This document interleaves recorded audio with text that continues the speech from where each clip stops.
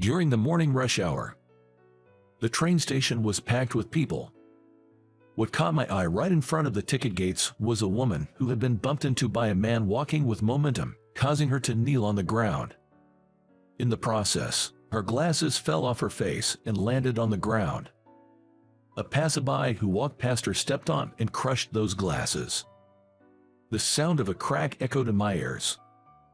In shock from the scene unfolding before me, I quickly approached the woman and spoke to her. "Are you okay? My name is John.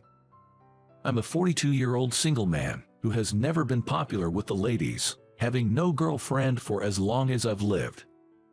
Since graduating from college, I've always worked at the headquarters of a major travel agency, living a life without any significant promotions. I don't really have any hobbies, and my only pleasure is going to explore cafes on weekends.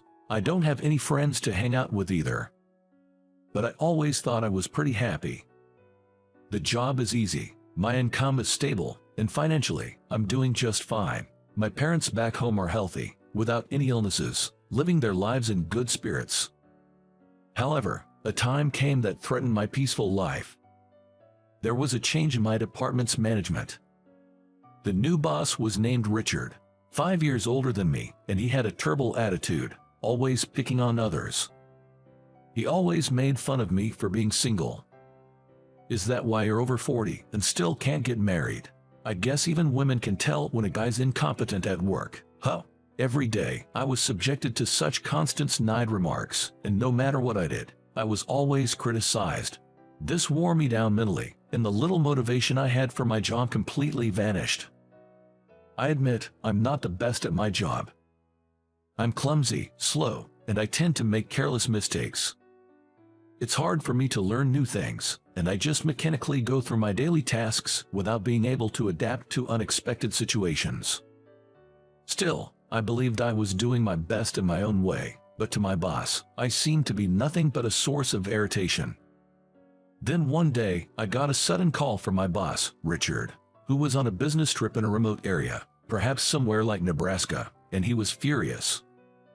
"John, you gave me the wrong time for today's meeting, didn't you?" The client was livid. "What are you going to do about it?" "Wait, what are you talking about?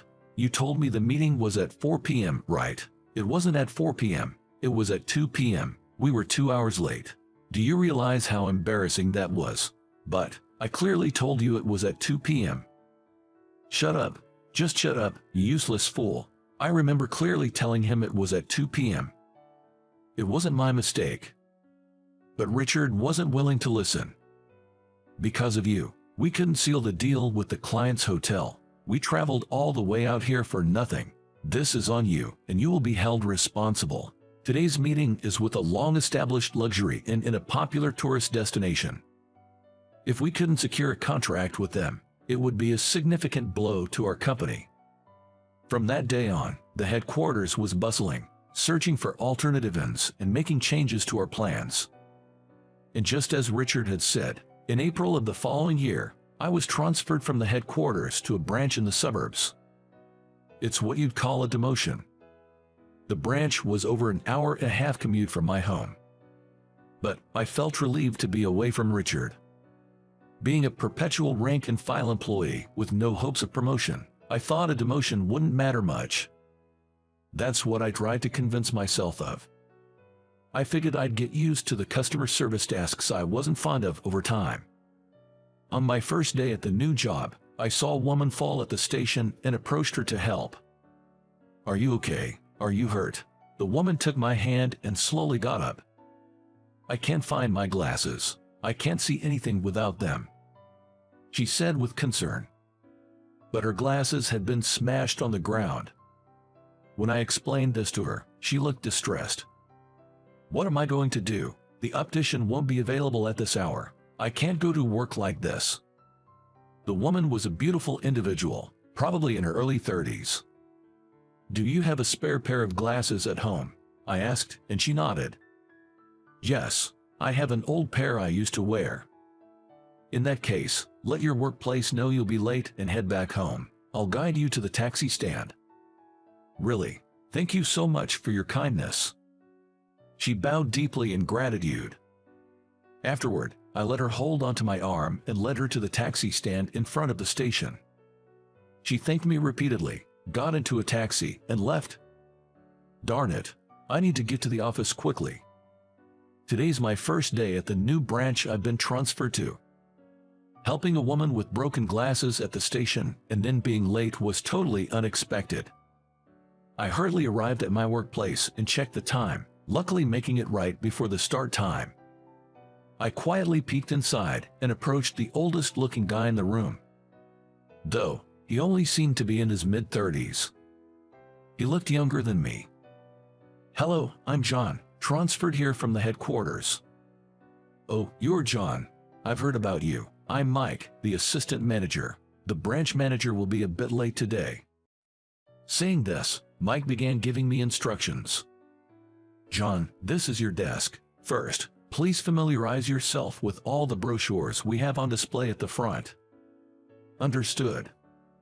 I followed his instructions, picking up each travel brochure from the front and began reviewing them at my desk. About an hour later, a woman entered the office.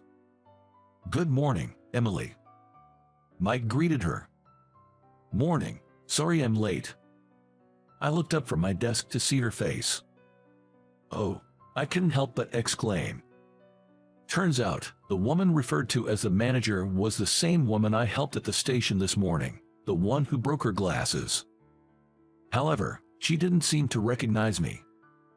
It made sense, she couldn't see my face back then without her glasses. "Have we met somewhere before?" she asked with a puzzled look after I unintentionally raised my voice. No, I mistook you for someone else." I blurted out the response without thinking. "I see, I'm the branch manager, Emily. Nice to meet you," she said with a smile, her brown-framed glasses suiting her perfectly. And so, my first day at the branch began. That evening, the staff threw a welcome party for me. We gathered around a table at a local bar near the office, toasted, and engaged in various conversations. Emily sat next to me. Honestly, having a boss who's probably a decade younger and a woman at that seemed a bit awkward. But once I got to know her, I found that Emily was a very polite woman who showed proper respect for her elders, even to a subordinate like me. At the same time, she didn't hold back when she needed to say something as a superior, making it easy to work with her. "You work at a slow pace, but you are very meticulous, aren't you? With your calm and gentle way of speaking, I bet the customers feel at ease." Emily complimented me like that. Even when I made small mistakes, she said, "Everyone makes mistakes. As long as you take responsibility and handle it properly, it's all good." She would encourage me. I grew quite fond of her. She's a stark contrast to my former boss. She's a good person. Not just the manager, but all the staff were kind and cheerful, creating a warm and friendly work environment. Thanks to Emily, I gained confidence, gradually got used to the customer service tasks, and began to enjoy my work. Seeing the satisfied faces of the customers I attended to gave me a pleasant sense of accomplishment. However, one day after work, I decided to grab a drink and a bite to eat. I stopped by a local tavern near the office by myself.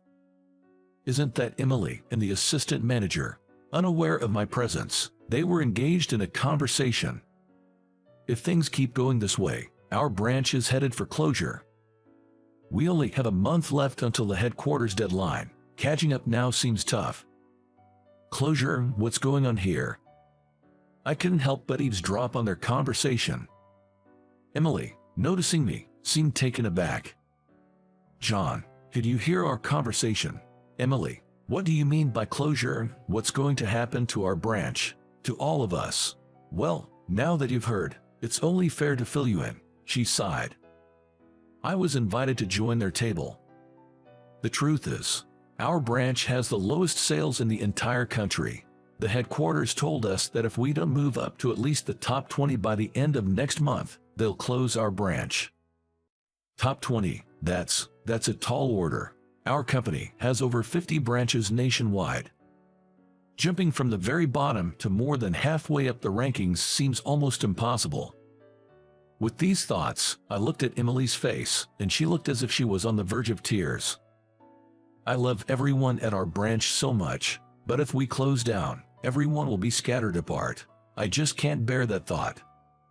Tears welled up in her eyes as she spoke. Seeing her like that, I couldn't help but muster all my courage and say, "Don't worry, Emily. We still have time. Let's aim for a spot in the top 20 sales. First, we need to discuss this with everyone and pull together as a team." "You're right, John.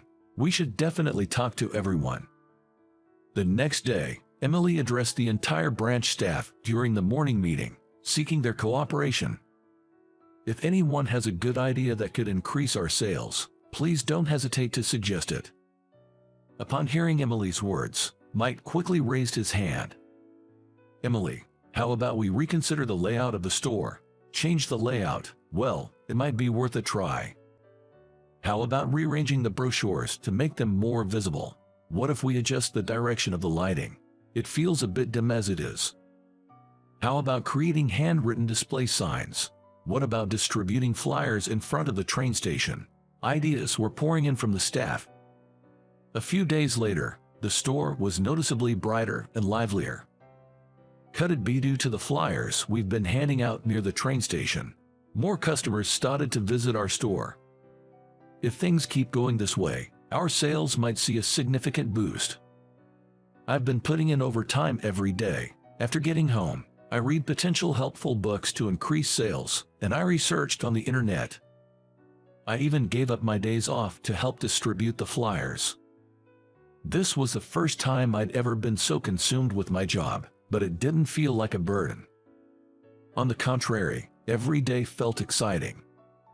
Striving towards a goal, it's such a joyous feeling. For the 20 years I spent at the headquarters, I dealt with the monotony of the same tasks every day, never feeling the satisfaction or motivation. The days felt so dull.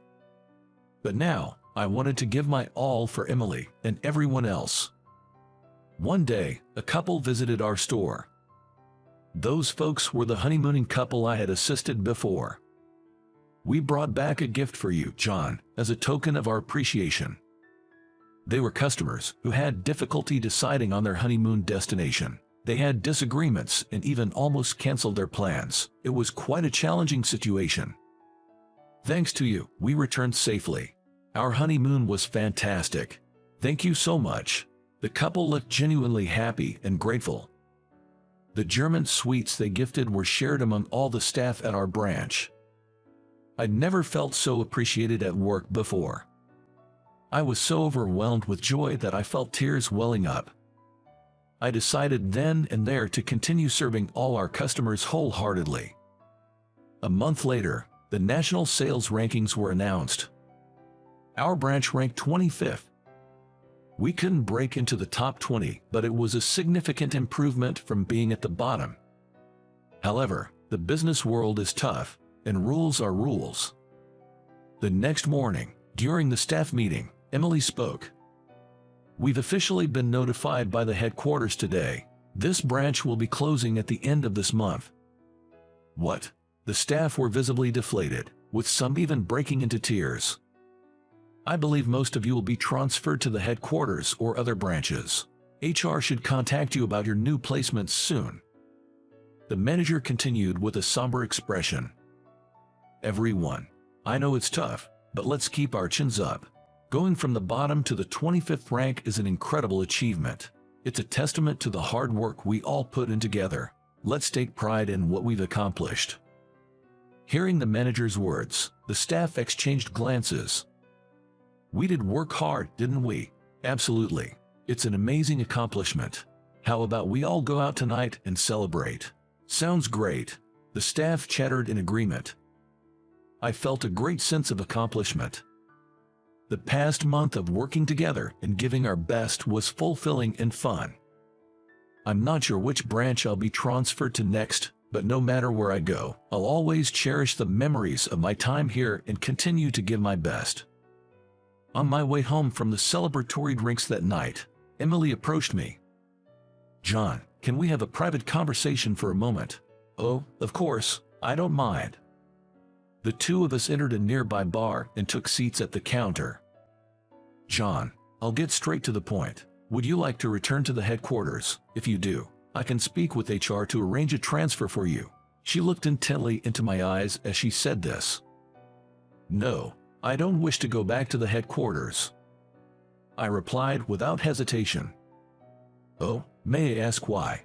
"Yes, I really enjoy interacting with customers directly. I believe I'm suited for customer service. It's a revelation I had only after coming to this branch." "I see. So you'd prefer to continue working at a branch then?" It seemed she was concerned about me, perhaps thinking I was transferred here from the headquarters as some sort of demotion. "Thank you, I appreciate your concern." Emily gave a shy smile in response. "I'm truly grateful for everything you've done, John. Remember when you suggested that we break the news of the closure to everyone? That decision fostered a sense of unity among the staff and contributed to the increase in sales. Regardless of the final outcome, we all did great work together, and it was fulfilling." "Well, I didn't do anything special. On the contrary, it was thanks to you, Emily, that I enjoyed my job so much. At the headquarters, I had a rough time with superiors."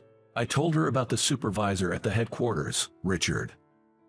Despite being older and still single, he mocked me, constantly bullied me, and even falsely accused me of mistakes I didn't make, leading to my transfer. "That sounds awful. You must have had a tough time," she said with sympathy. Then she looked at me with a determined expression and said, "John, how about we get back at Richard?" "What, can we really do that?" "Yes, actually, I'm the CEO's daughter. Right now, I'm here at the branch for training, but I plan to assist my father at the headquarters and learn the ropes of being the CEO. I couldn't do anything about the branch closure this time, but I do have some influence over HR." I was taken aback by her revelation. I had no idea she was the daughter of the CEO. "Let's report Richard's bullying to HR. There should be some sort of action taken against him." I nodded deeply in agreement with her words. On our way back, as we walked side by side towards the station, she slipped and almost fell. In a split second, I reached out and supported her. "Oh, thank you." "No worries. It would be a hassle if your glasses broke again." She looked puzzled at my comment. "Huh? How do you know about that?"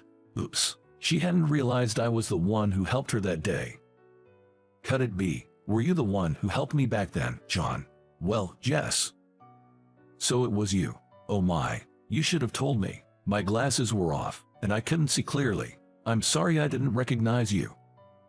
"It's okay, but I'm glad I know now. I always wanted to properly thank the person who helped me that day." I was initially hesitant, but due to Emily's insistence, we decided to go out for a meal together. She said she wanted to treat me as a thank you for that day. Later, I was transferred to a different branch. Surprisingly, Emily was transferred there as well. Afterward, I heard that Richard from the headquarters was sent to a strict subsidiary company, rumored to be a kind of exile, thanks to Emily reporting his bullying. On the other hand, my accomplishments at the branch were recognized, and I was promoted to a department head. It's almost time for our reservation. Let's go. Today is the first time I'm having a meal alone with Emily. Even though I'm nervous, I'm really looking forward to it and hope this will be an opportunity to deepen our relationship. I'm very content with my new job, where I find the work enjoyable and fulfilling.